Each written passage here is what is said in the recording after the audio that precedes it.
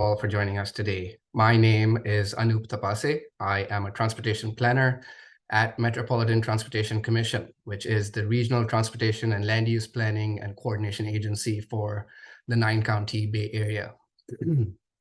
I'm the project manager also for the Next Generation Bay Area Freeway study, which we are here to talk about today. This study is boldly called so not because we are thinking of some cool tech version of the next generation freeways, but because we feel there's a need to proactively think about what we want our freeways and our transportation system at large to be like for the next generation of Bay Area residents. We thank you for taking the time today to learn more about this important early stage planning study and engaging with us. We know your time is valuable, and putting in 1.5 hours at 5 p.m. Is really appreciated.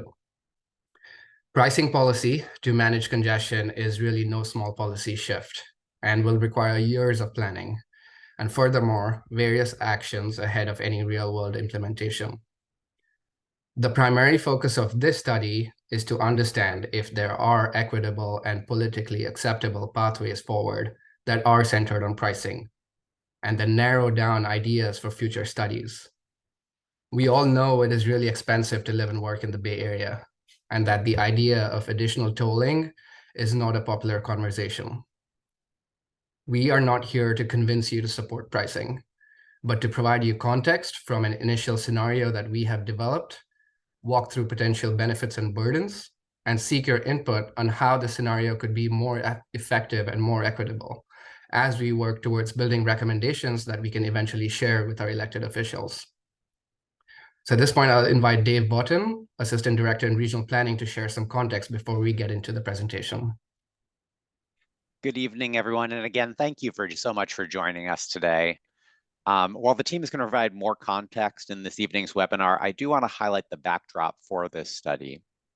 In addition to rampant congestion on our freeways that our current suite of strategies is failing to adequately manage, the state of California has ambitious targets for greenhouse gas reductions beyond what we can achieve with the transition to electric vehicles from the governor's executive order.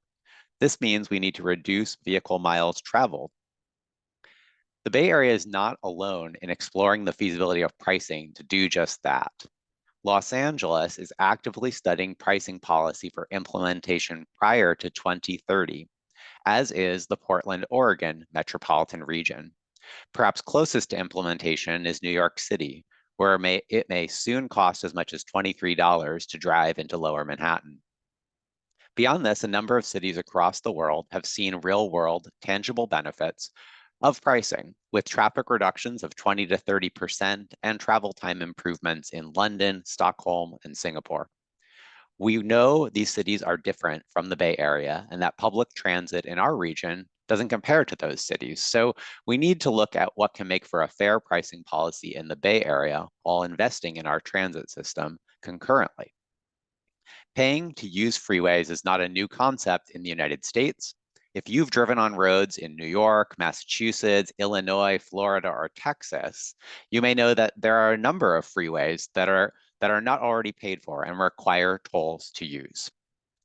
Paying to use freeways to actively manage congestion is a relatively new concept that we're studying here, and something that the state of California and the federal government are actively pursuing as a means to encourage a shift away from car dependency, to reduce carbon emissions, and to improve alternative modes of transportation. I encourage you to actively participate today and share your input on how such policy can be more effective and fair as we explore different strategies. And now I'll turn it back over to Anup. Thank you, Dave. With that context, let's move into the agenda.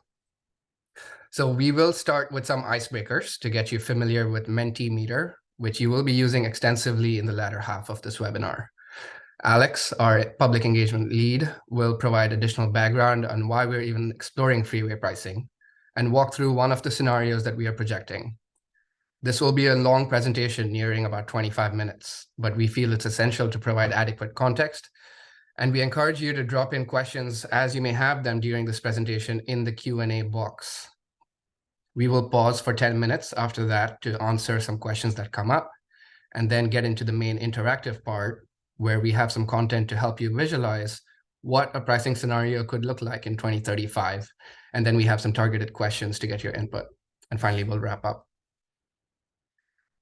The primary goal for today's webinar is to collect your feedback on future scenarios, which project various transportation outcomes in 2035 with and without freeway pricing. Your input will be collected using an online survey tool, Mentimeter, which will require the use of your smartphone or internet browser. Those who are unable to participate in that survey, we apologize, and you will have the option to submit feedback via email after the webinar. As we are prioritizing time for this survey, we do ask that in the interest of time, please type in any clarifying questions you may have into the Q&A box as they come up, so we can address them as efficiently as possible in writing or verbally. You may also use the chat function for technical support questions, but please keep all content-related questions to the Q&A box. With that, I'll hand it over to Alex. Awesome. Thank you, Anoop. Alex Eisenhardt here. I'm a Public Information Officer with the Metropolitan Transportation Commission, or MTC for short, and I'm leading public engagement for this study. So with that, let's get on with the show. We're going to begin by hopping over to Mentimeter for our icebreaker to get a sense of who's in the room. So give me just a moment while I swap screens here. Okay. So we just sent you a link in the chat, or you can use your smartphone to scan the QR code that you see on your screen here. And if you can do me a favor, once you're in there, just tap the thumbs up at the bottom of your screen, whether you're on an internet browser on your computer or your smartphone, so we get a sense that folks are indeed hopping into the survey. Okay, I'm seeing some thumbs up. Awesome. And if you are having any technical difficulties, please message us in the chat, and one of our staff will be able to assist you so that you can get access to this as well. And again, just scan the QR code or use the link that we sent out everybody in the chat. You can also go to menti.com and enter that code, but clicking on the link is usually a little bit easier. Awesome, seeing a bunch of thumbs up. So I'm going to move into the first question here. So you should see populate on your screen, either your phone or your smartphone device. What county do you live in? Awesome, seeing some responses in here. Just select the one that's yours and hit submit at the bottom. And for folks that may just be joining us, you'll see a QR code on the bottom left of the screen here that you can scan so you can gain access to the survey and participate for today's webinar. Or you can click on the link that was just sent out in the chat. Great, getting some responses. We got a bunch of people from Alameda, San Mateo, Santa Clara. Contra Costa's coming up there too. Awesome.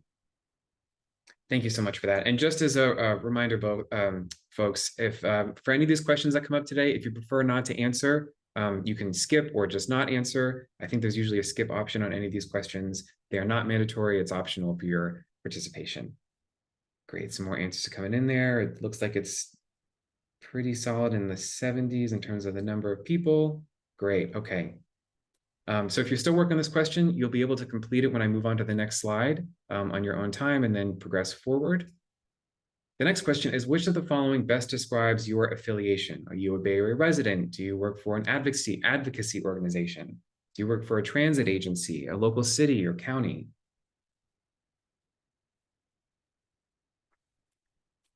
Awesome, a lot of Bay Area residents tonight. That's great, that's great.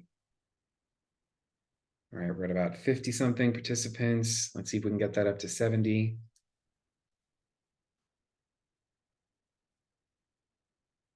Great, a lot of residents tonight. Awesome. Okay. Oh, more people are hopping in there. That's awesome. Great, a lot of residents. Okay, I think that settles that. If you're still filling this out, it will stay on your screen. You don't have to progress to the next one until you are done. We're going to hop back out of Mentimeter into the presentation, but you can keep that browser window open on your device as we will hop back into that. But for now, let's get on with the presentation. So we're here today because the Bay Area has a growing congestion problem, and it doesn't stand to get any better unless we shift gears. For one thing, Bay Area freeways are largely over capacity, with drivers spending nearly 100 hours sitting in traffic every year. There's also very real economic costs that come with clogged freeways. Workers who travel to multiple job sites, whether to fix plumbing or clean homes or take care of elders, are spending more and more time driving between locations and less time being able to work and earn money. Slower freeways also delay freight movement, which increases the cost of goods. the current state of our freeways is also exacerbating existing inequities. Increasingly, due to higher housing costs, lower income drivers are being forced to live further from their jobs, creating longer, more expensive commutes that are often most prone to severe congestion. And mounting congestion is deterring us from achieving the state's aggressive climate goals, which are an urgent need for all of us. It is these challenges which has prompted the study that brought us all here today. MTC is studying the potential of all-lane Bay Area freeway pricing in 2035 and beyond. Pricing a freeway means that drivers would pay a per-mile toll to drive in any lane during peak hours when demand is high. This is different from today's express lanes, where drivers can choose to pay a toll by driving in the faster-moving left lane with variable congestion pricing. As part of this study, we are engaging with members of the public, that would be you, to identify and refine equity-oriented strategies for low-income drivers, supercommuting drivers, freeway-dependent drivers, and communities located along freeway corridors. Now, let's address the elephant in the room. This is not a popular conversation that we're having. Most Bay Area drivers may find it jarring to eventually pay to use something that did not come with a fee prior. We also recognize that there are those who would consider this to be a significant cost burden, raising concerns around equity for the groups listed on the screen. That's why the conversation we're having today is so important. We want to better understand those concerns and identify an equitable, sustainable path forward before going to our commission with a final recommendation. Now, you may be wondering, if this concept is so polarizing, why are we having the conversation in the first place? Because we face very real consequences over the next decade if we don't shift gears. Fast forward to the year 2035. Even with planned short-term strategies, which I will get to momentarily, driving will get worse for future generations. Based on MTC's latest projections, the Bay Area's population will increase by 15%. Now, growth is generally associated with a stronger economy, but it also brings more travel demand, which brings more cars on the road. The total miles that people drive will increase by 9%, which means higher transportation costs for future generations. We are also projected to see freeway travel times slow by 13%, which means even more wasted hours sitting in traffic, more stress, less travel reliability, and less time spent with family. More driving will also bring more road fatalities, which are projected to increase by 7%. Suffice it to say, if we stay on our current path, conditions and cost burdens will get worse and have ripple effects on our daily lives, including health risks, economic strain on the region, and polluted air. And this is not a future we want. So how do we avert these outcomes? How do we create a more sustainable future for our communities? That's where Plan Bay Area comes in. It's a long-range vision for the region, which gets updated and refined every 4 years, with a focus on housing, the economy, transportation, and the environment. The plan charts the course for the Bay Area's future and identifies a path to make the region more equitable for all residents and more resilient in the face of unexpected challenges. Freeway pricing is one of 35 interconnected strategies in Plan Bay Area 2050, which is the latest iteration of the plan adopted in 2021. All the strategies work together to advance outcomes like better access to jobs, transportation enhancements, and more affordable housing near transit.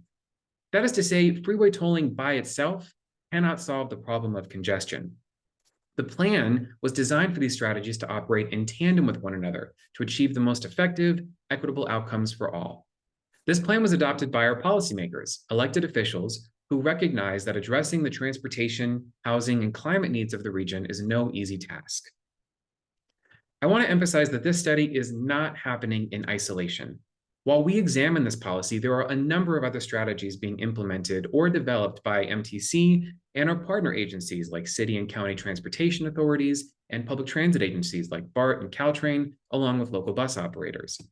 Over the next decade, while we continue maintaining and operating our existing transportation system, the region is working toward improved roadway maintenance, interchange improvements at bottlenecks, safe street investments, safer and cleaner transit, timed transit transfers and station hub improvements, coordinated transit fare structure, so you're not paying multiple fares for a transit journey, bus transit priority corridors to make our buses move faster and improve some frequencies. We also want transit-oriented land use development, which is a huge strategy to increase housing near transit and will help decrease housing costs and improve accessibility and environmental sustainability. We're also expanding our rail network in San Jose, San Francisco, and in the East Bay beyond Dublin Pleasanton. All of these strategies are geared toward making travel choices other than driving the practical, affordable, and easy choice for the next generation for a more sustainable future. They would improve outcomes for drivers and non-drivers alike by reducing the demand for driving on our roads. Up ahead, beyond 2035, there would be further strategies beyond freeway tolling to meet the needs of our region, in part funded by revenues from freeway tolling. That could include boosting frequencies on transit, additional safe street investments, and other strategies. So a backdrop for the plan is California's greenhouse gas emission target for our region.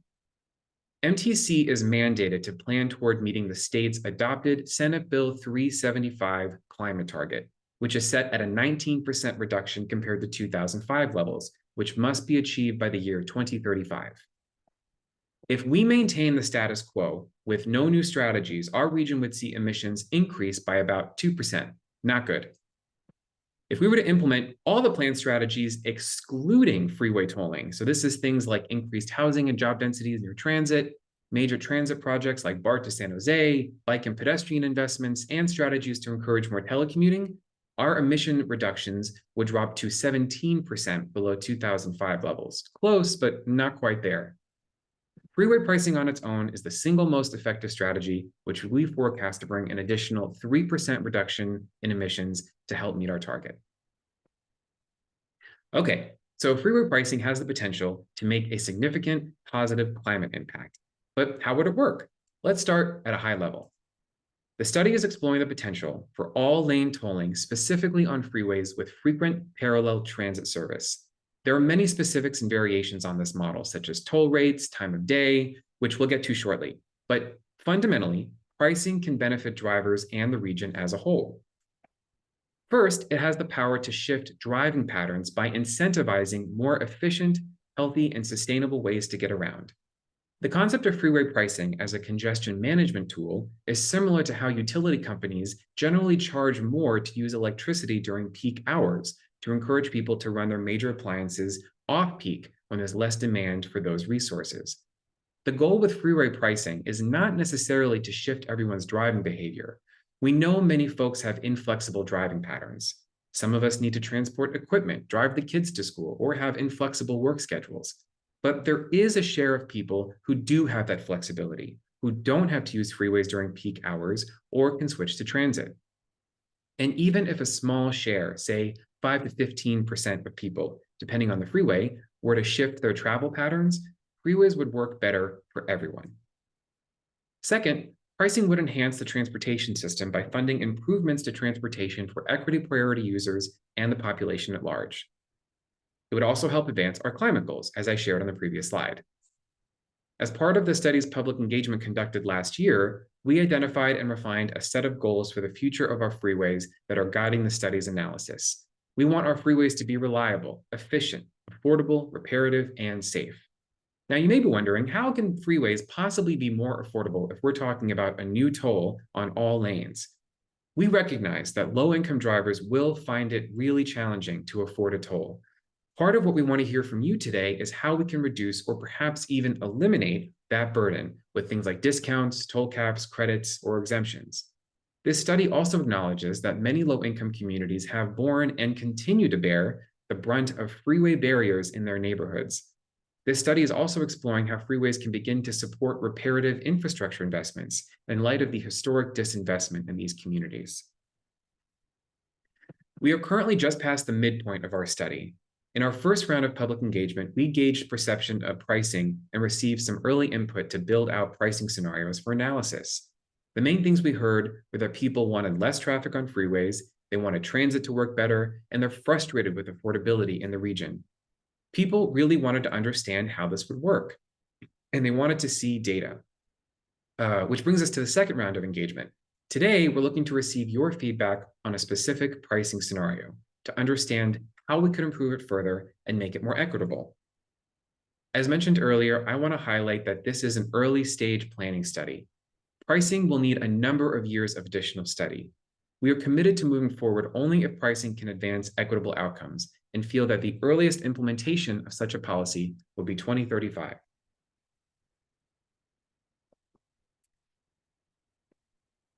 So we want to address some common questions that have previously come up and may be on your mind. Like, why not add more freeway lanes to reduce congestion? Don't we already have enough transportation funding, or how would the money be spent? Let's begin with the question of why we don't just add more lanes to reduce congestion.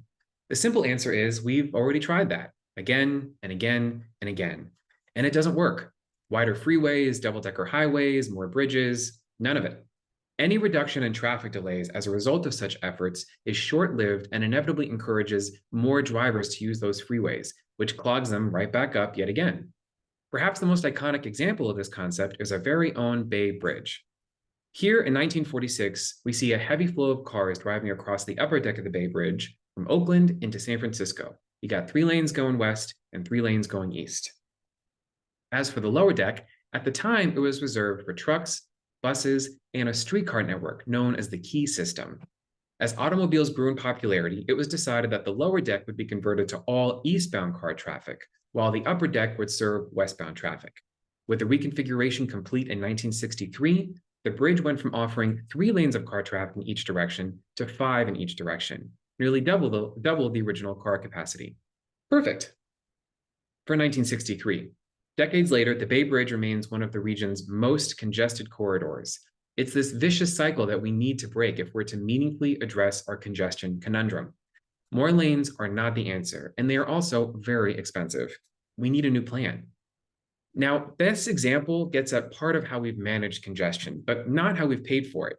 This brings us back to common questions around tolling, like, don't we already have enough transportation funding? As with any investment, we get what we pay for. Current funding levels do support our network's operations, maintenance, and capital projects. Now, transportation funding is painfully complex and not widely understood. So let's break down some of the primary ways in which we all contribute to our shared transportation system. There's the gas tax, which funds highway operations and maintenance along with local road repaving and transit. Some local examples of state gas tax funded projects include San Francisco's 19th Avenue roadway rehab project, the reconstruction of Highway 35 in Santa Clara County after heavy rains washed out the road in 2017. We got bike safety improvements along Route 1 in West Marin, and countless local road repaving projects across the region. Then there's bridge tolls, which support some of our most robust transportation expansion projects, including the BART extensions through Alameda and Santa Clara counties, the Bay Bridge Eastern Span replacement, AC Transit Tempo service, and the Caldecott Tunnel Fourth Bore. Most Bay Area counties also have local transportation sales tax measures, which fund things like the Caltrain electrification project, expanded bike and pedestrian infrastructure, transit operating funds, and roadway maintenance improvements. Then there's DMV registration fees, which fund Caltrain's maintenance and operations, the California Highway Patrol, more local road maintenance, and the Bay Area's Freeway Service Patrol, which provides free roadside assistance. So we've definitely made significant investments in our transportation system, including congestion management. But how's that working out for us? Not great. Our longstanding approach to continuously expanding freeways is unsustainable. Even while improving public transit, freeway expansions have resulted in growing traffic delays that compound as the population increases. This is at the core of why we're studying pricing in the first place. Our strategies aren't working long-term. As you can see in the graph on the left, in the 2 decades leading up to the pandemic, the population grew by 13%, while traffic delays rose by 28%. Making freeways more attractive is not the answer. Ironically, the only way to make freeways work better is to make them less attractive, without allowing them to just inevitably deteriorate from even more congestion, which we know is coming. If this still isn't clicking, consider what has happened on our freeways in just the last 3 to 4 years. Since 2019, commuting has gone down, with 5 times more people working from home. So you have a lot of people who used to commute on freeways that are no longer doing so. If freeway demand for the rest of the Bay Area remained the same, we should be seeing fewer drivers on freeways today, but that is clearly not the case. Congestion on some freeways has even surpassed pre-COVID levels. This means that today, people who previously weren't driving on freeways are now choosing to do so. And if more remote workers start coming back to the office in the coming months and years, we will be looking at even greater congestion levels than what we're seeing today. And for many of those who will continue to sit in traffic, there are simply no viable travel alternatives available to them. Freeway pricing has the potential to change that for many drivers. So when asked if pricing is simply a money grab, the answer is no. Pricing is meant to attack the problem at hand by better managing freeway congestion in the long term, while also strengthening our transportation investments. We have constrained freeway capacity that is only going to get more constrained in the coming years. Implementing pricing where freeways are most congested can help manage that growing demand. Now, we've talked a lot about this concept from a high level. Let's answer the question that I'm sure most of you are wondering about. How would it work? What would this cost me? Where would the freeways be tolled? What discounts might there be?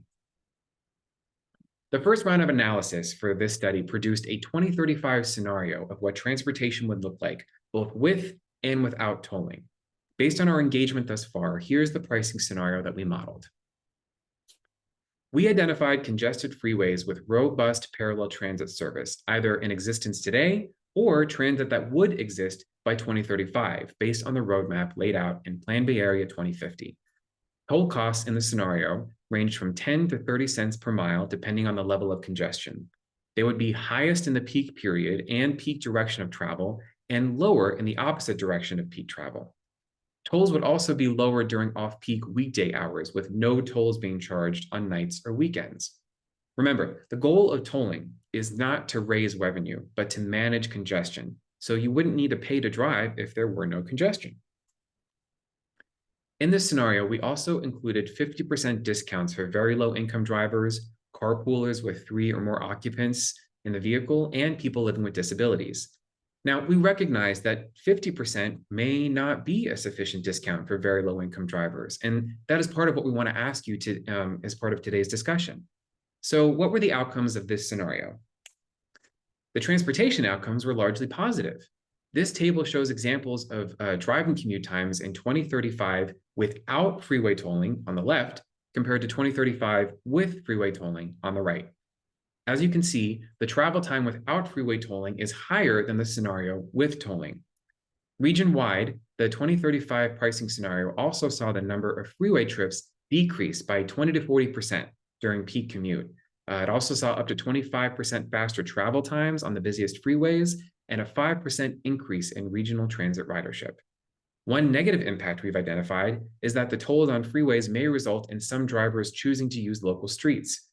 On average, we may see an 8% increase in driving time on those local streets. This is not desirable, and we are researching ways to reduce that diversion, like making local roads more transit-friendly and boosting local transit frequencies.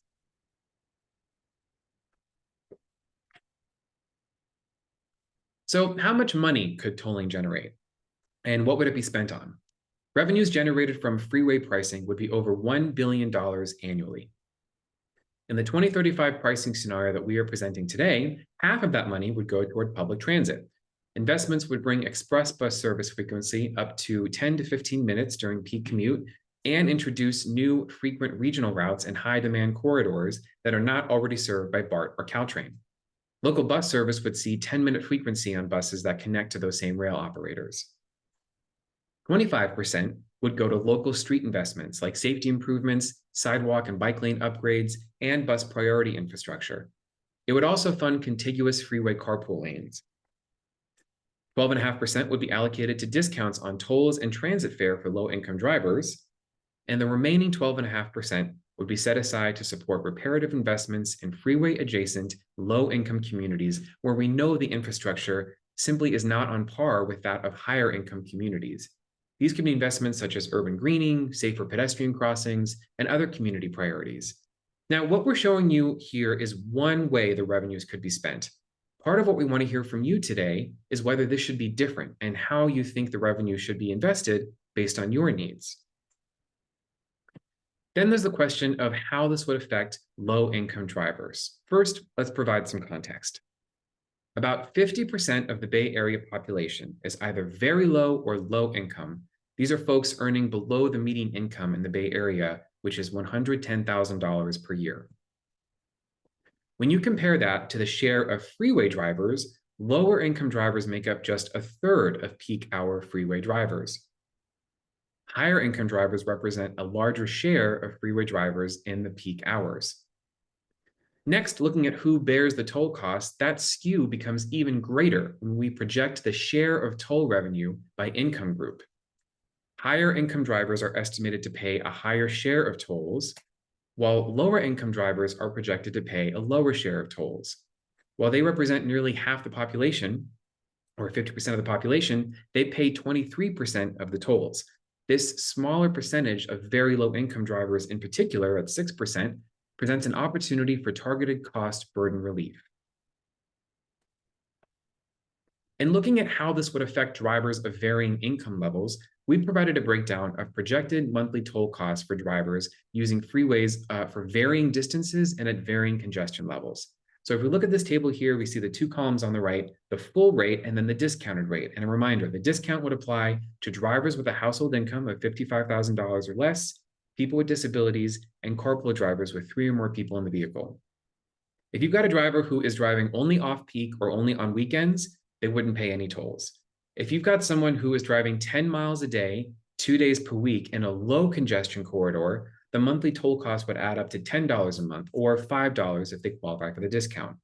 In a scenario where you've got someone driving 20 miles a day, 5 days a week in a medium congestion corridor, those tolls would add up to $90 a month or $45 for those who qualify for the discount. And finally, for a longer distance commuter driving 40 miles a day, 5 days a week in a high congestion corridor, those tolls would add up to $270 a month or $135 for those who qualify for the discount. Now, even with that discount, we acknowledge that the longer range cost at $135 a month on a highly congested freeway is significant. It's also relevant to the question we'll be asking you today as to whether a 50% discount is enough to ease the cost burden for lower income drivers. The freeway pricing scenario we modeled found that over half of all Bay Area households are not projected to use tolled freeways on a daily basis on weekdays. Many residents drive in low congestion corridors or drive in the opposite direction of commute traffic, or during off-peak periods, or they only use local roads, or they take transit or walk or bike. Overall, we project that 93% of households would see monthly transportation costs increase by less than 1% as a result of tolls. But that's not to say that some households would not still struggle to pay a toll. So who would be most burdened? It's primarily lower income drivers who use freeways frequently and drive long distances, but cannot avoid driving, cannot carpool, and cannot switch to transit. This highly burdened group accounts for 6% of low-income households. And part of the reason we're talking to you today is because you, someone in your family, or folks in your community may fall within this group, and we want to understand how we can best mitigate this burden, which we will cover at length in the remainder of this discussion. Before we get to the 2035 transportation scenarios, we're going to pause here and open up the floor for any clarifying questions using the Q&A function. I'm going to hand it off to my colleague Leslie to facilitate that for you. Great, thank you, Alex. So we'll start. We've received a lot of questions and comments, so thank you all for putting those into the Q&A box. So we've seen a few themes already develop in some of the questions and comments that we received. One of those themes is transit options and concerns for transit safety. So I'll read a couple of the questions regarding that, and then we can have either Anoop or Dave help address those questions. So wouldn't it be a more effective strategy to drive people to public transit by making public transit more effective and affordable, rather than placing an additional burden on people who have to drive to work due to a current lack of adequate public transit? And then a similar question is, was there consideration of implementing more robust public transit options before implementing penalties for using private transportation? Thank you for those questions. Now, we acknowledge that transit does not work for everyone and probably will not for many, even going forward. The Bay Area is quite spread out in terms of land use, and that's a big part of making transit work for everyone. When we think about transit that works in places like New York City or Boston or European cities, a large part of that is due to how dense the housing and office environment is in those places. But we do know in many parts of the Bay Area, it's more spread out. We have more single family homes. And that does make it very challenging for people to actually find transit a workable option. Now, the point of this policy, or one of the objectives of this policy, is not to get everyone to shift to transit, because we know that is just not going to be possible. But can we provide additional transit in those high demand corridors, or those corridors where there is potential to shift some folks from their cars to transit, so that those folks might actually shift to transit, making the freeway better or quicker for those who actually do need to use those freeways, for those who never will have those good transit options.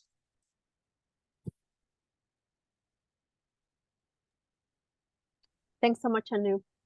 We do have actually several clarifying questions, so I'm going to start with those. Please define equity priority user. We have a stated definition on our website. Equity priority users are considering those who have been historically underserved. They include people with low incomes, people of color, people with disabilities, single parent families, and a few other denominations. We can drop in a link in the chat. Thank you, Anoop. One more thing, if we could go back to slide 26. How were initial projections on drive time with tolling calculated? Yeah, so we have transportation demand models that we use for much of our analysis, and these models are vetted by a group of stakeholders across the region who are technical. And so what the basic process is, we have a land use pattern for the Bay Area, projecting it to 2035 based on where we think housing and office patterns would be in 2035. And then the models simulate the activity of all our residents, given the options available to them, whether it's driving with a toll, the various transit options, and we simulate what choices people might make given the options they have. And then one more clarifying question on this. Are these in today's dollars or $2035? Oh, sorry, no. The cost of the toll, like, when we specify, these costs you see are in today's dollars. But when we showed you the total revenue that might be available from such tolling that could be put into the different strategies, the slide with that bar chart, where we said revenues may be in excess of $1 billion, that would be in future year dollars. And then we do have a question regarding the presentation. So the slideshow and the recording of this webinar will be posted to our website, and we'll share a link to where it will be posted in the chat. The next general theme that has risen to the top is questions about express lanes and fast track. So can you speak a little bit more about how the installation of express lanes have affected the increased travel time on Bay Area freeways? And then Bay Area highway congestion seems to have increased since they've been installed. Also, sorry, there's so many questions, so it's hard to keep track. Which ones I've read and which ones I haven't. If you want to address that, but there are similar questions to that, Anoop. I understand. Thank you for raising those questions. So express lanes, what they do best today is to provide a more reliable lane than the other lanes on the freeways. So you can opt in to pay a toll to have a quicker ride. Say you have the need to do a quicker ride, so you need to rush to an appointment, you need to rush to pick up your children from daycare. That's the best objective that express lanes provide today, along with also providing buses and other higher occupancy vehicles a quicker ride to incentivize people to use those options instead of driving alone. Part of why express lanes has not resolved congestion, as you might have hoped for, is what Alex presented in those slides on why more lanes do not fix congestion. We see benefits when you add a lane, as has been done for some of our express lanes for some time. But what happens is, over 1 or 2 years, that also encourages development in those areas that are served by those freeways, leading to simply more cars on the freeways. And so the question is, how do we actually make better use of the capacity we have? Because adding lanes is not an option. It's also very expensive to add a lane and not only build it, but also maintain it over time. So how can we optimize the capacity that we have while also encouraging more housing and commercial development closer to transit stations, so future residents can use those options more easily. And then the related questions to express lane. The MTC's enforcement mechanism for express lanes has been abysmal. How will enforcement of this all lane tolling be better than express lane enforcement? Yeah, we'll be honest with you that enforcement right now is based on an honor system where you have to select the number of, you can select the number of drivers on your toll tag, and that simply doesn't work. It's we do see a lot of violation. CHP enforcement helps some of that, but definitely nowhere close to all of that. There is no foolproof, customer-friendly way of checking on this as of today, and we will probably have this this problem going forward as well. We are monitoring some developments in apps, where people could use an app on their smartphone to, with some facial recognition, report on the number of people in their vehicle, which could be a better way of testifying how many people are there. But again, we understand that this is going to be a challenge going forward. Thanks, Anoop. Another theme that has risen to the top in terms of the comments and questions we've received is about working from home. And so many folks are saying that we saw a lot of traffic reduce during the pandemic because people were working from home. So how are companies being encouraged to keep allowing telecommuting, and what are we doing to encourage working from home? And isn't that a better strategy? We did see folks, we did see congestion go really down in this first 2 years of the pandemic, and would we all like it to be that way? It's a really tricky question on what we can, or when we say we, what government agencies can mandate employers to do, because there's a whole different aspect to it in terms of economic development that private companies do take into account. I can hand it to Dave to think about how we are thinking about that policy in the larger context of Plan Bay Area 2050.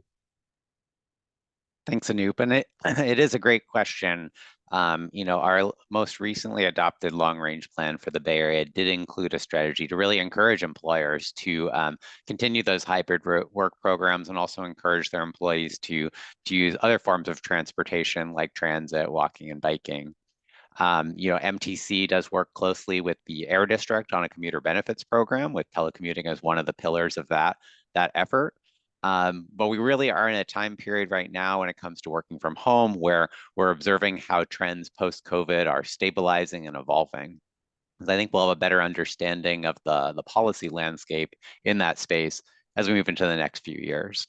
That being said, as Anoop mentioned, despite continued high levels of work from home, roughly 5 times higher than where we were pre-pandemic, we are still seeing significant congestion back out on the freeways, with many folks continuing to work a hybrid work schedule. And what that speaks to is we have continued demand for automobile travel in our region. We need to provide better transit alternatives, and we want to explore pricing to see whether we can both manage that demand and also fund those alternatives for folks. Okay. Thank you, Dave and Anoop. So we do need to move on to the second part of the presentation, but I think we will have time at the end to continue addressing some of the questions that are coming in.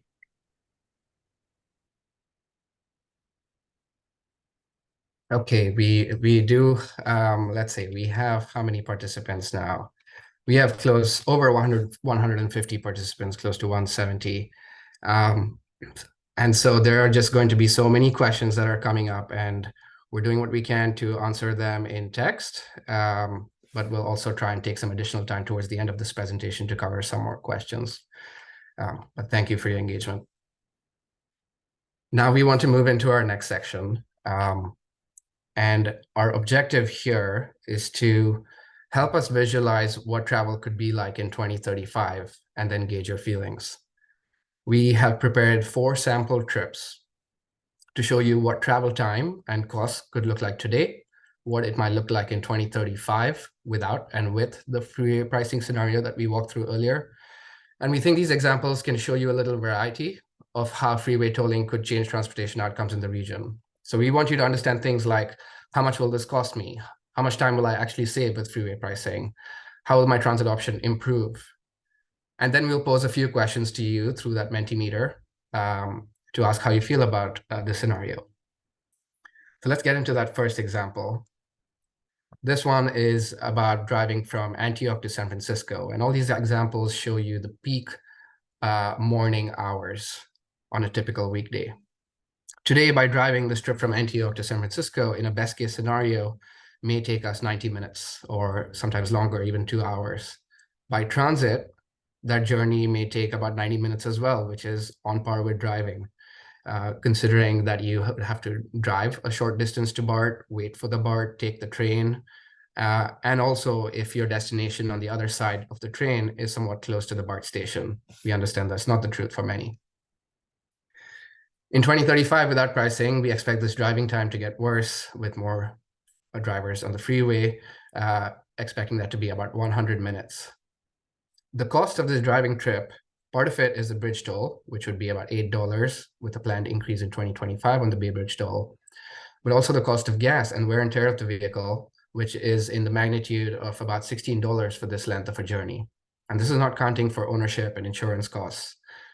So the whole driving trip cost us about $24.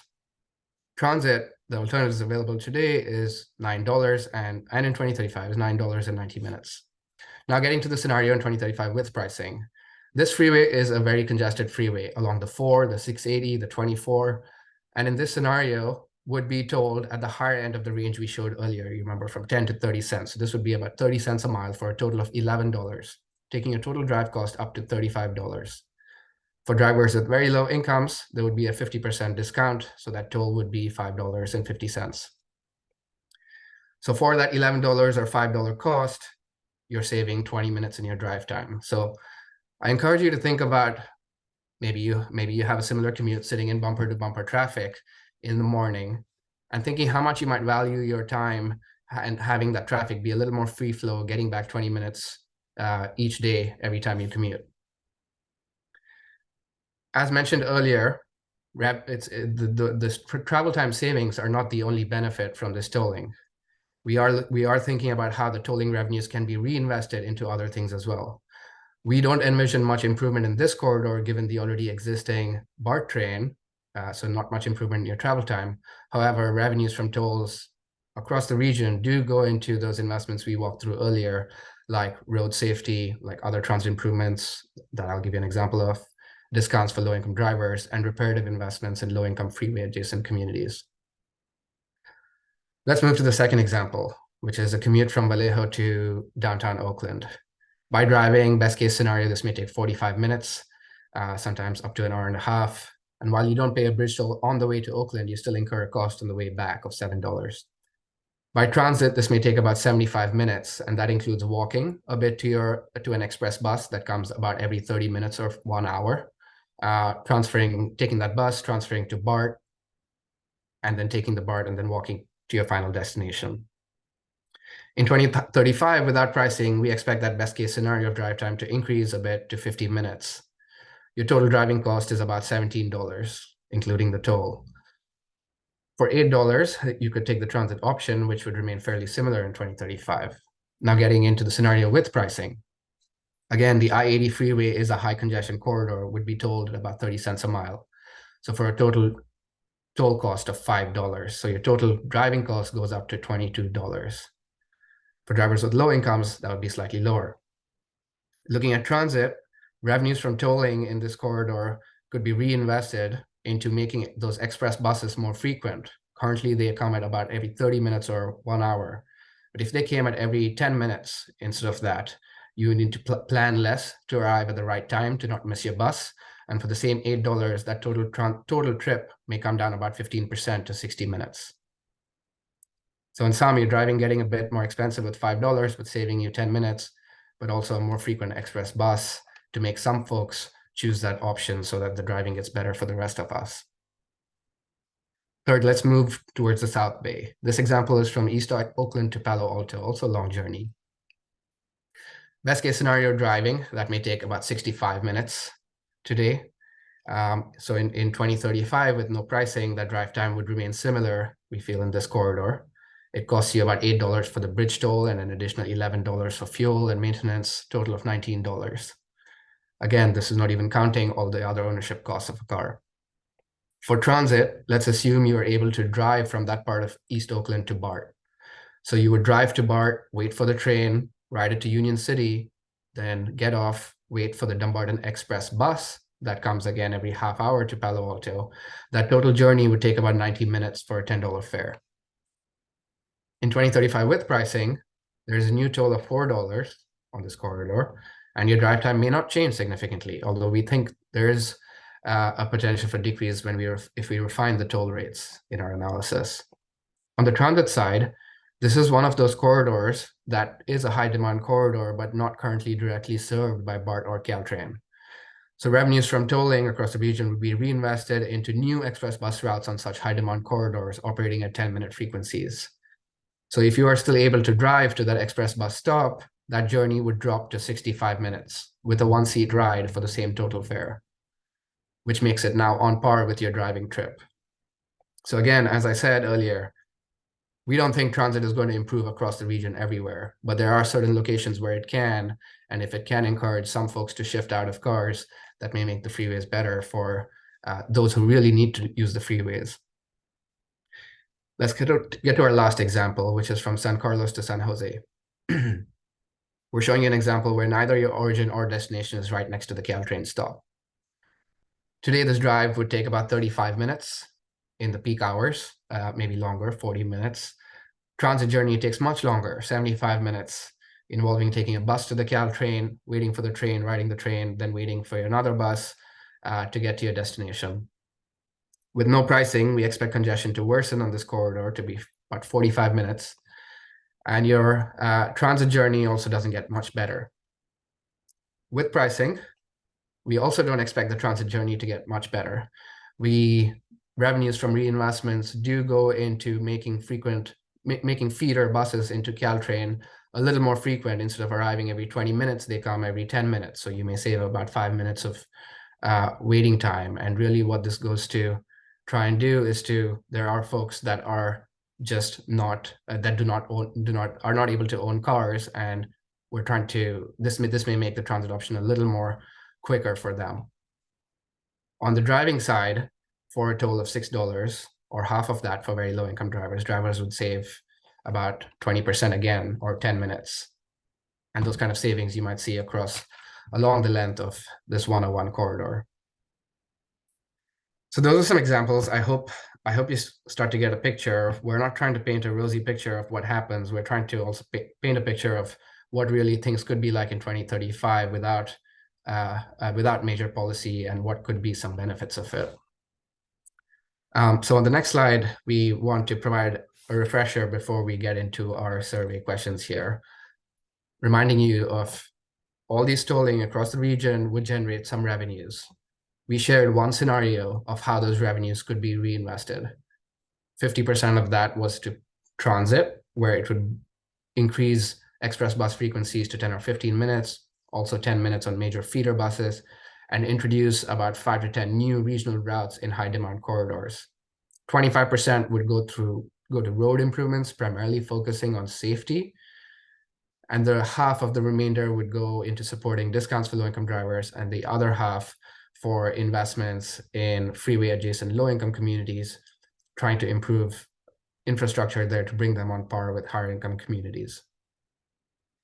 So with that, I think we're ready to get into our survey questions to really hear from you on how you felt about this scenario we shared today. Awesome. Okay, I'm gonna hop back to Mentimeter. Okay, so for folks that have joined us a little later in the presentation, you'll see in the chat our staff are gonna send out a link to this survey you can either complete on your browser, internet browser on your computer or iPad, or you can use your smartphone to scan this QR code that you see on the screen, and the questions will come up on your phone, and you can complete it that way. And if you could just do me a favor, as a lot of folks here are doing, once you open the survey, just tap that thumbs up at the bottom of the screen so we get a sense that people are coming on in. And if you are having any technical difficulties, again, send us a message in the chat and one of our staff can help guide you to be able to access this survey. All right, I'm seeing a good number of people popping in, so I think I'm going to move to the next question. All right, take it away, Anoop.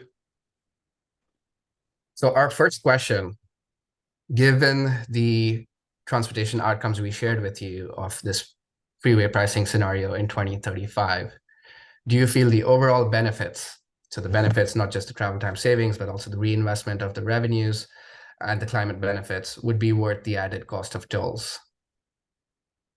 So you have a scale of from not worth it to worth it.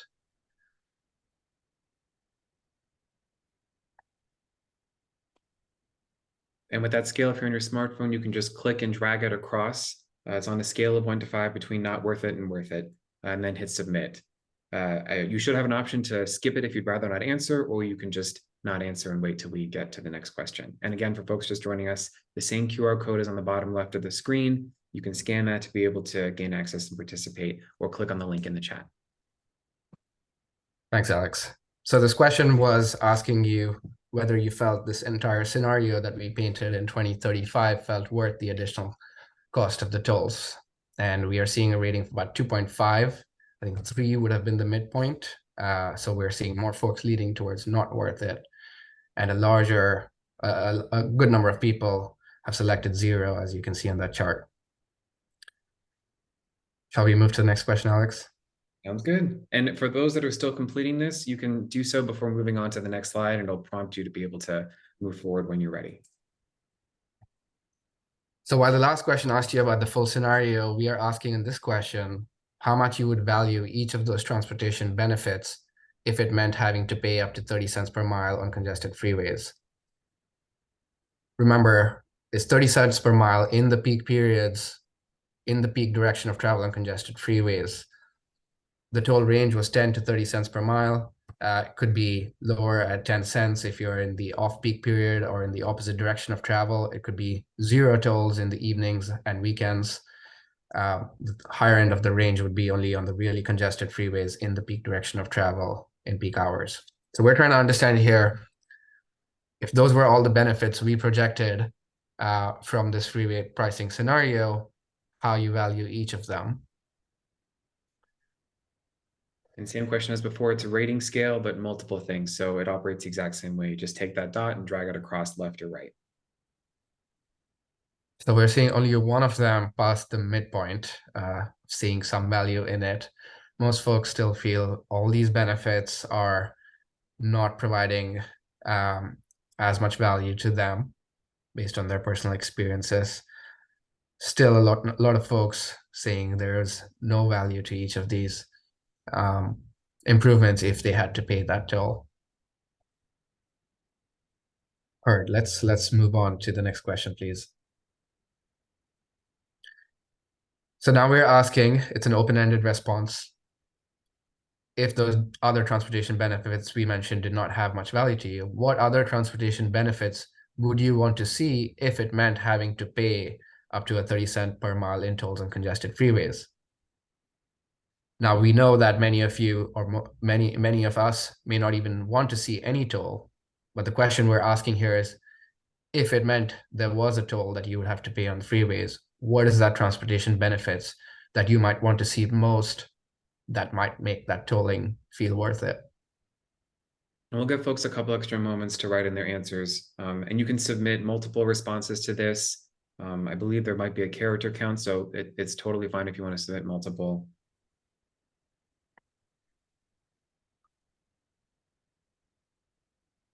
Awesome, seeing responses coming in.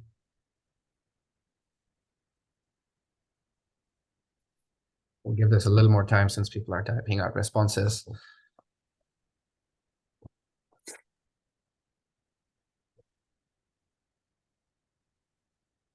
Again, I'd like to highlight that we are in an early stage planning study.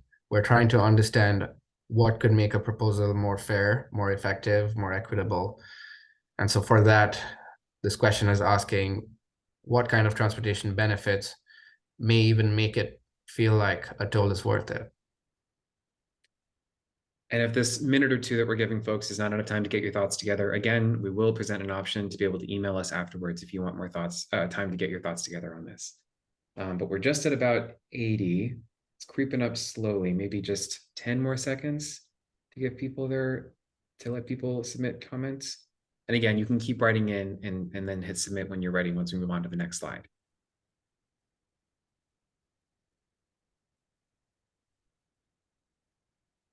Okay, moving on. So we showed you in our pricing scenario, it included 50% discount for people with very low income. We understand and we have heard a lot that this is simply not sufficient. So we're asking what policies here would make freeway tolling fairer for very low income drivers.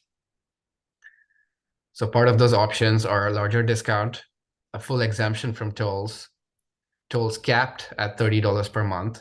So that means that you may drive during the month, but when you hit $30, your tolls are capped there. So that gives very low income drivers some predictability of no matter how much I drive, I wouldn't be paying more than $30 in a month. And just so folks know, you'll see the 6 options in a list. If you're on your smartphone, for example, you have to tap and drag it up into the ranking box above. Sometimes it can be a little bit finicky. So if you drag it up and it's not in the right order, you'll see little arrows where you can move it back up or down if that's easier than clicking and dragging. And again, make sure to click and drag all of them up at the top so that your rankings populate for all 6 spots here. Thanks. I'll also point out that it is not lost on us that people who usually attend such webinars are not people with very low incomes. They simply do not have the time to attend such webinars. And so we are doing other forms of engagement as well, where we're doing focus groups with people within different income brackets to understand their needs better. So with this group of about 100 or so folks who are currently voting right now, who acknowledging that they may not be very low income themselves, are ranking full exemption from tolls to be the most fair option for this driver group. Close second is tolls being capped at $30 per month as well. Understood, also heard that the last option there, no discounts, everyone should pay the tolls, is receiving the least support. So I think we're hearing it loud and clear that everyone should not pay the same tolls. Shall we go to the next question? Yeah, and again, if you're still answering, you can complete that before you move on to the next one. Another ranking question, again, same instructions as before, click and drag each option into the box above before hitting submit. So the previous question was for the lowest income bracket. $110,000 is the median income in Bay Area for a family of 4. So this question is about that next income bracket, the next quarter of the population in terms of income levels, from $55,000 to $110,000. Similar options, slight difference in the cap amount and the discount amount.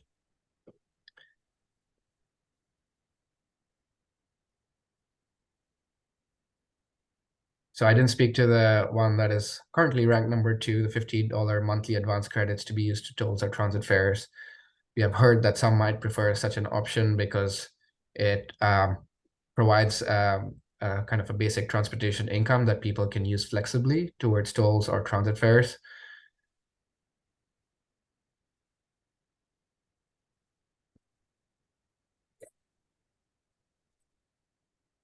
We also do recognize here that someone earning $56,000 is very different from someone earning $109,000. In terms of forecasting our impacts in the future years, we are a little limited by the analysis tools we have. And so that's why we use such income brackets, but we recognize that when actual policy would be crafted, it could use a more finer grain for income brackets. Okay, so we are seeing the top ranked option as the $50 monthly advance credits and the second as a toll cap, lower ranking for full exemption from tolls. Thank you. Let's move on to the next question. So this question is asking, if those preferred pricing mitigations were implemented, the ones you selected on the last 2 pages, let's select the highest ranked ones. which was full exemption from tolls for very low income drivers and a $50 advance credit for the next bracket of income drivers that they could use towards tolls and transit fares. If those were part of this freeway pricing scenario, would it make the scenario with the travel time savings, with the reinvestment of revenues and the climate benefits more or less fair?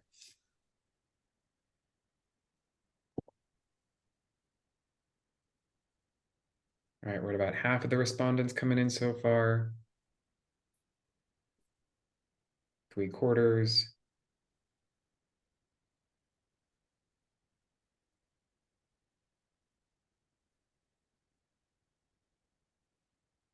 So we are seeing it hover around 3, which is the midway point. So slightly higher when the first time we posed you this question in the first question, but definitely not leaning towards more fair. So let's try and understand what could maybe make it more fair. So here are some other policies that could be considered as part of this freeway pricing scenario. The first two options that you have there are already part of our scenario, which is a 50% discount for people with disabilities and a discount for 3+ carpoolers.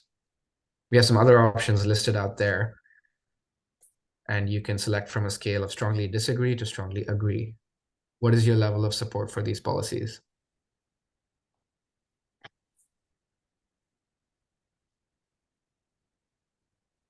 So the first few options are quite self-explanatory. The caps on tolls for taxi or ride share are recognizing that they may be using the freeways a lot more. So should there be some cap on the tolling amount? For freight vans and trucks, it's the other way around. They do cause more wear and tear on freeways. So should they be paying higher tolls? And the last is no discounts or surcharges.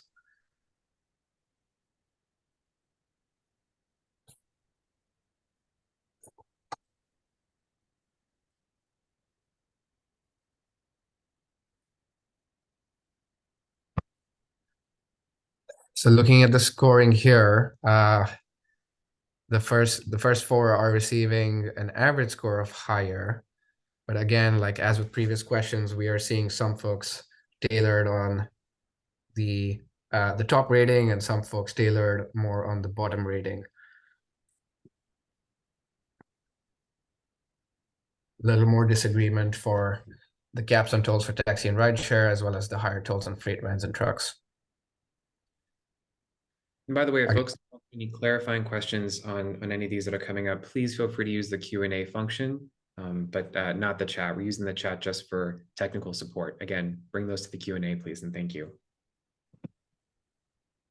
All right, Thank- you ready? Yeah, let's move on.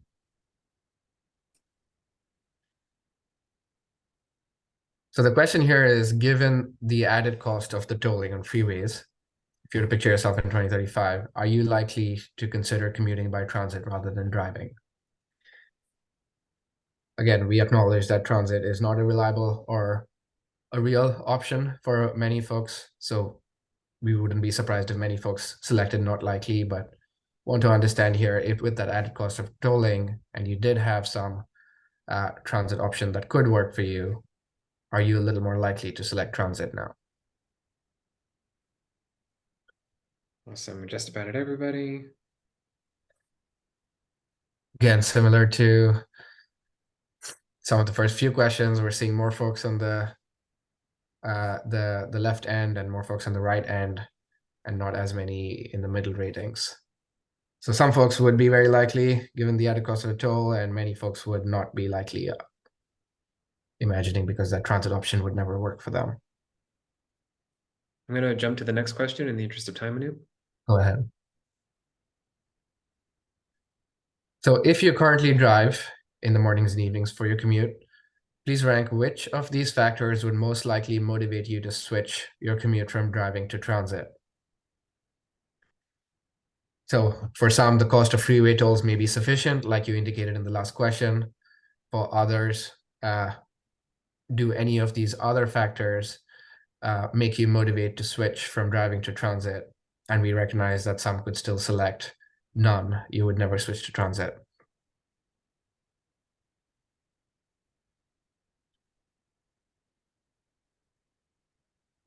So of the 20 folks who have responded until now, the first rank is none. I would never switch to transit. Let's wait a little more. Yeah, a lot of options here. It might take another minute.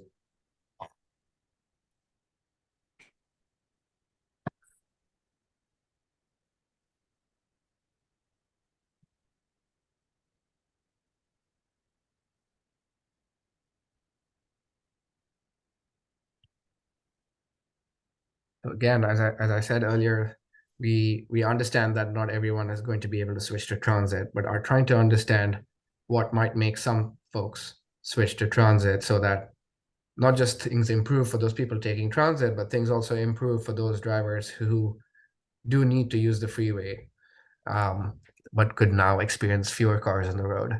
So, okay, I think we've got the number of responses we've been seeing on previous questions, and the top options here are faster transit travel time.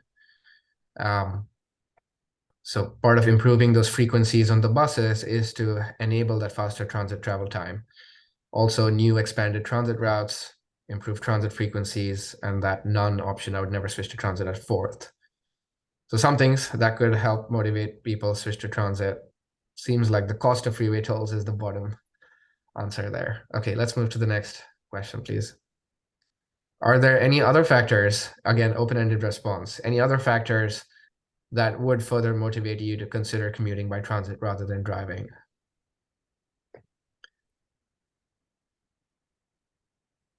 We'll give folks maybe a minute for this one.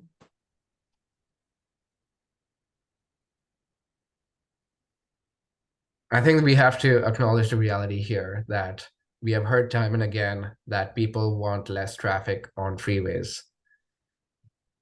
If we want less traffic on freeways, some folks at least have to drive less.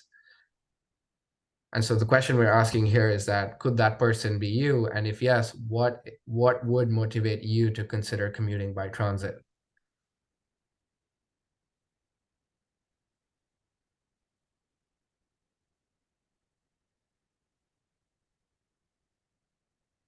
Again, I would urge folks to really think about what might motivate you to consider commuting by transit rather than speaking on the behalf of other people you think might switch to transit.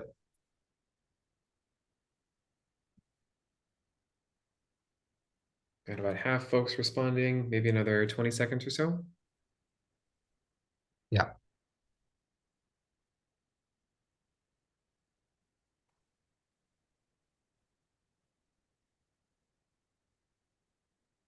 And again, if you're still working on this, you can do so as we move on to the next slide. 3 more seconds, and we'll go to the next one now. Thanks. So these were investments that we're showing you that were not included as part of the scenario we shared today. So we're asking you here, how much would you value these following additional investments that could be funded by tolling revenues?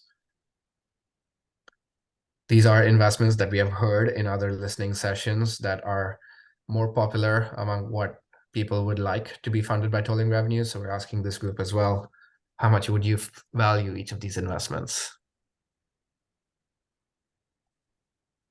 So if your tolling revenues went towards transit fare discounts for low-income riders, again, the objective of that would be to encourage more transit use so there are fewer cars on the road, and that would help you as a toll payer as well.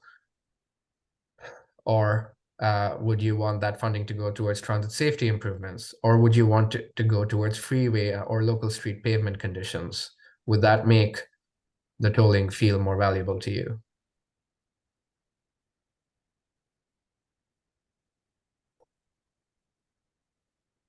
All right, we're just at about everybody. If you're still answering this, unless you want to say anything new before I move on to the next, I just want to leave some time at the end for questions if we can get to them. Yeah, I'll say that this one has a little more spread between the highest and the no value than some of the previous questions, but all of them are hovering in the middle, which makes it more difficult to prioritize. Okay, let's move to the next question. Are there other investments that were not shown on the previous page, that were not part of the freeway pricing scenario we shared today, that could be funded by tolling revenues that you feel would make pricing worth the added cost of travel? Again, this is an open-ended question. what else would you want to see tolling revenues go towards if there were tolling in the future?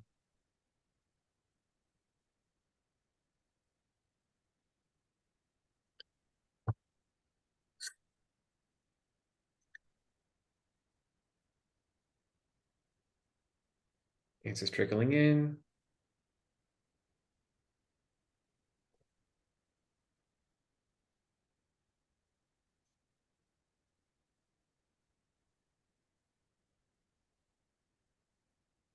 And we do understand that a number of folks on this call would never even feel a added cost of freeway travel is worth it in any case, but we're hoping we can get some constructive suggestions here as we are trying to build a fair proposal.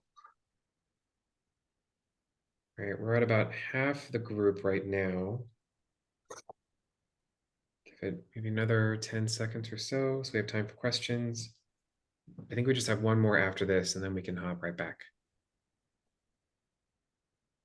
Okay. Great, okay, that's about almost 2/3 or 3/4 of everybody. So I'm gonna hop on to the next question here, and you can keep writing this if you want to. This is our final question. Again, open-ended. Is there any other feedback you would like to share at this point with us?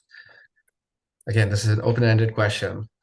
So what we're going to do here, this question is going to stay on your screen, so you can take your time to answer this question through the end of the webinar, even for some time after the webinar. We'll leave it open, but we're going to move on into the wrap-up and try to have some time for Q&A as well.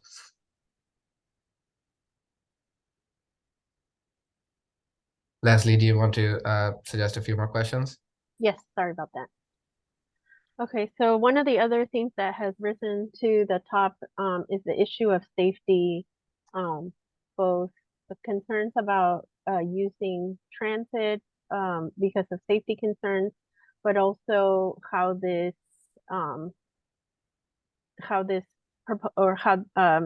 O-lane tolling would affect the safety of pedestrians and cyclists and drivers. So can you address that, Anu? Yeah, thank you for those questions. I will say that transit safety is loud and clear. It's definitely a top priority that our elected officials hold, and there are a number of initiatives by different transit operators to help tackle this issue. And we know that that is a very critical issue for folks even considering to switch to transit. With regards to road safety, we do understand, like we showed you earlier, one negative impact of freeway tolling could be that some folks try to avoid the tolling and use local streets. And we do know that conditions on local streets even today are not as safe, and we see more than one traffic fatality per day in the Bay Area on average. So that's why part of those tolling revenues, we said 25% would go towards road improvements, and a large chunk of that towards road safety improvements. And we're talking about things like raised medians, intersection bulb outs, more painted crosswalks, just large scale revenues to enable a larger scale of those kind of safety investments across the region, so we can see more reduction in fatalities. Thanks, Anoop. Why is MTC pursuing all-lane tolling rather than rallying behind the California road charge pilot program? This effort seems duplicative to the state's road charge efforts. Thank you for that question. We do not see this as duplicative, but we rather see this as complementary to that effort. Now, the state's effort on road charge is something to replace the gas tax eventually. As we understand it, that proposal is about there's declining gas tax revenues as there is shift to electric vehicles, and that's going to happen more and more as we go through the decades. And so that means lower gas taxes. And so how does the state remain revenue neutral and collect as many revenues as they're collecting today from the gas tax? That's what the road charge proposal is part of, and it does not go towards managing congestion on the freeways. It does not go towards thinking about how other improvements could be there in the transportation system from those tolling revenues. And so that's what we're trying to do in this study. Thanks, Anoop. Here's another comment and question. I'm pretty sure driving is inelastic to price for most residents. It will just cost more for everyone. How many people can avoid driving, and is there any research on this matter? Thank you. So our models do take into account elasticity of drivers which is based on real data that we have from surveys from the past. Now, I will say that you're right that many people are inelastic, especially higher income drivers, and will pay to drive if there's a toll. Again, we're not thinking about how does everyone shift to transit. We're thinking about how does the tolling have some folks shift to transit, or some folks shift to carpool, or some folks who may be taking 1 or 2 exits on the freeways to get to their destination faster, instead take the local street and let the freeway be good for those who really do need to use those freeways for longer journeys. If there's a small share of people that can shift, then maybe the freeways do become better for the rest of the folks. And then the toll you are paying is not for nothing. The toll you are paying is for getting a better ride on the freeway, a more predictable ride on the freeways. And most importantly, what we have tried to communicate here is we don't want that burden to fall disproportionately on lower income folks who do have that higher elasticity on pricing. So what is a fair level of discounts, or as you all said, exemptions, that does remove or eliminate that burden for lower income drivers? Great, thank you. We've also received a lot of questions about the revenues that would be raised from tolling. So here's an example of a question that sort of encapsulates a lot of those comments and questions. All of the examples of funding given are linked to specific projects or programs. That's to say, like gas tax pays for road maintenance. Will the revenues raised by tolling be reserved for anything in particular? And if so, what? Right. So right now we are, as I said, are in an early stage planning study. We're trying to craft out what this proposal could even look like. And in this case, we're not going to get to the detail of which specific projects, but rather what type of investments might tolling revenues be put towards, for example, the safety improvements or improving express bus frequencies. At a later stage, should this idea of tolling on freeways go forward, potentially that kind of a policy, when fully crafted, can go towards can be earmarked for specific investments, but we're simply not getting to that level of detail yet. Great, thanks, Anoop. So we've also gotten a lot of questions about the income assumptions in the study, and just how high the cost of living is in the Bay Area. So would you reconsider your income layout to adjust for Bay Area cost of living? 55,000 is hardly livable in the Bay Area. I completely agree that it is that living in the Bay Area is extremely expensive, and all of us share that sentiment. The median income in the Bay Area is $110,000 for a family of 4, and $55,000 is the halfway point of that. And our data suggests that there is a quarter of the population that does live under that income level. And so that's part of why we're even considering options like exemptions, because we know that there is people with that kind of income level simply do not have the disposable income to be spending on tolls. Now, and as I said earlier, we are a little limited by our analysis tools in terms of what income brackets we consider, because we're trying to forecast impacts into the future. But if and when real policy is shaped out, that should definitely consider finer brackets. Great, thanks, Anoop. So we've also gotten a lot of comments about folks who are not able to use transit. For example, there are so many industries where it's not at all possible to use transit. Let's talk through service-based and trade professions. It is 100% not possible for them to use public transit, and these blue-collar type jobs are going to be impacted very negatively by this plan. Also, please make sure to speak to construction workers, field workers, gardeners, housekeepers, and other service workers. Thank you for that. Yeah. So those are comments. Anything you want to say about that? We do recognize those kind of industries are spread out. We do recognize there is a large vehicle-dependent workforce that use their vehicles for their job. We actually think that the vehicle-dependent workforce, or even freight trucks for that matter, are some of those who might stand to benefit the most from such policies because they are able to reach more job sites in a day and have more earnings. For example, if you are able to cut 10 or 20 minutes from each of your journeys 5 times a day, perhaps that lets you get to one additional job site at the end of the day.